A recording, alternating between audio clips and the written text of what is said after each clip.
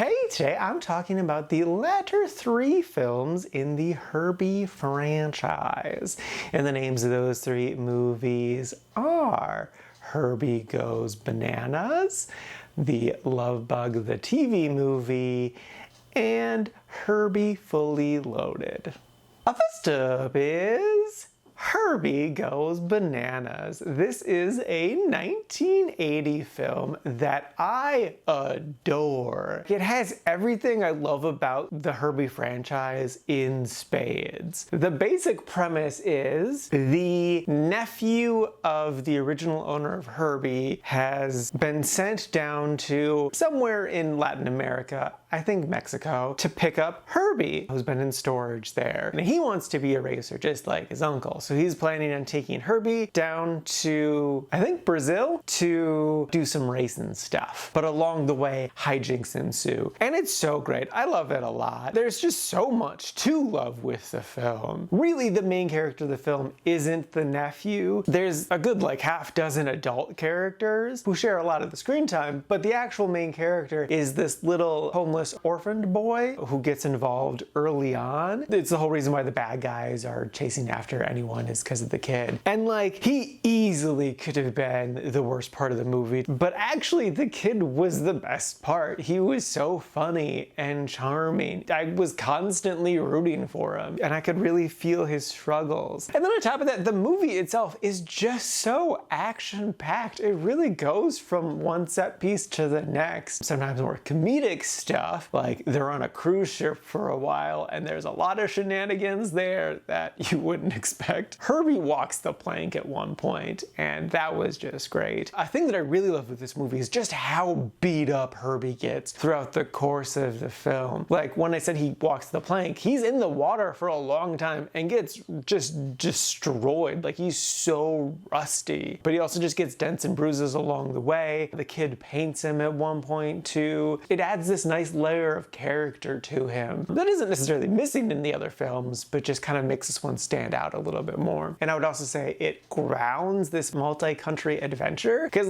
if you're going to 6 different countries, you're gonna look a little worse for the wear by the time you get to the last one. So it's legit. And to go back to the amount of adult characters, I think it was 8 in total, but they did such a good job of making them all stand on their own and have their own thing going on that it was never confusing. You never get lost in the story or what they had going on, what their desires were. As soon as we jumped to a storyline, we knew what was going on and where it was picking up from last time. So just all around, it's a fantastic film. It's fun, it's silly, it goes to some absurd places, but it's Herbie and I love him and everything he's about. So it just tickled me to no end. So yeah, no, I crazy love this movie and would wholeheartedly recommend it.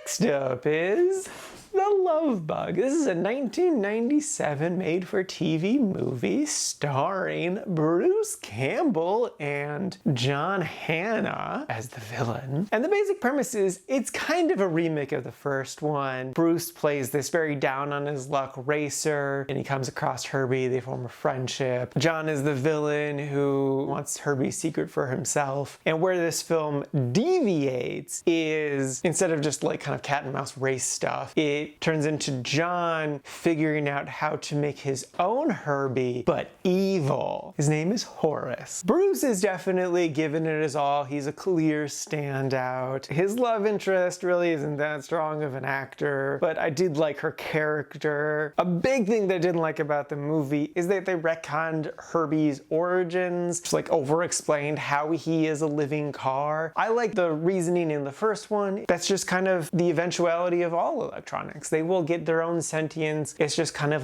this magic thing of the universe that we can't fully explain, but yet just happens. And I feel like the first 4 films kept that going. There were lots of other alive electronics, other cars, there's a trolley, there's a stoplight, and so on and so forth. But them having it be oh, it was this scientist who was trying to make a magic car, I didn't care for that. There's still magic to it, but you're overcomplicating this. No, let's keep it simple. I get why they did it, because they wanted to be able to make their own evil car, which was a fun idea. I think it would have been more fun had the villains done research and just found the evil Herbie rather than intentionally going out of his way to make one. And I would say on the whole, the third act was a bit underwhelming. So yeah, no, I liked this film. I thought it was fine. It's very middle of the road. I would only recommend it if you watched all of the other Herbie movies and you're just like, I wouldn't mind a little bit more and are okay with something a bit underwhelming. But for just like casual, regular people, no, you do not need to go out of your way to watch this movie. It is definitely not worth it. It's okay, but like, you don't need to spend the time.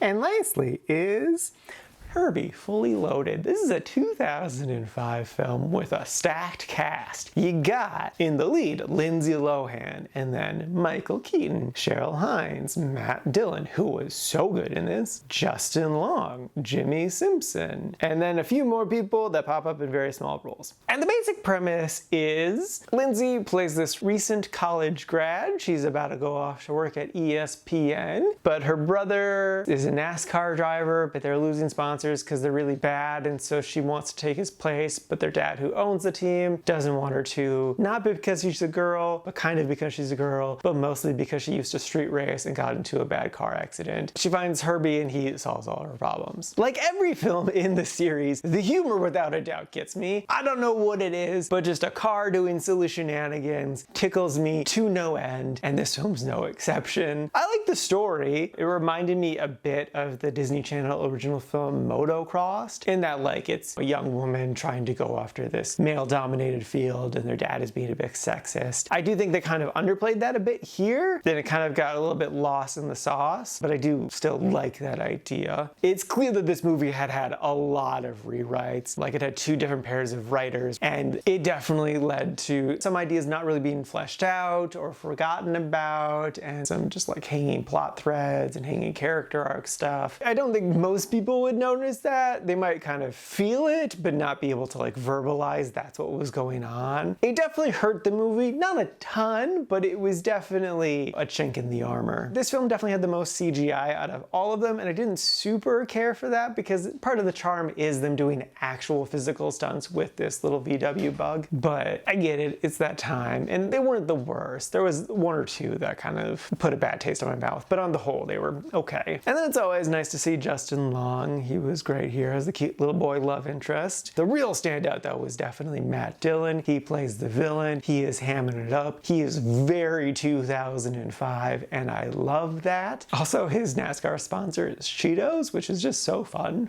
And yeah, no, it's a cute, fun movie. I definitely enjoyed it, but it is for sure one of the weaker films in the franchise. I would understand people wanting to revisit this one more just because it is the most recent one, the one you probably have seen before if you're younger. And I would say it is worth checking out, but if you're gonna watch just one, I wouldn't go with that one. Like my favorite one is Herbie Goes Bananas, but I also wouldn't say start with that one. I would just say start with the very, very first one. That film is great. It holds up so well. It's definitely worth a watch. This one too is worth a watch. It's just like, watch some of the other movies first. Build to this one. I think it is a decent way to finish off the series. Just don't start here. So yeah, no, good film, worth a watch.